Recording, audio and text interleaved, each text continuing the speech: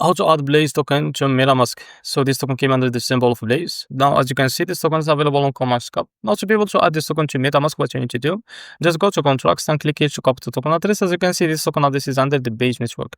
Now, after that, what you need to do, just open your Metamask from your browser, as you can see. So after that, I will just close this window. And now from the top left corner, make sure to select the base and maintenance network.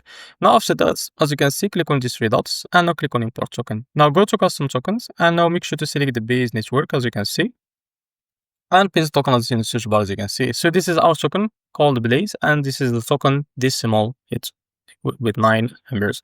Now click on next and now click on import. And as you can see, to make sure that this token adds successfully to your wallet, what you need to do, make sure to select the base network from the top left corner and keep searching until you find your token that just added called Blaze. So as you can see, this is our token added successfully to our wallet. So this is how to add Blaze token to Metamask. If you found this video helpful, please like and subscribe. See you next video.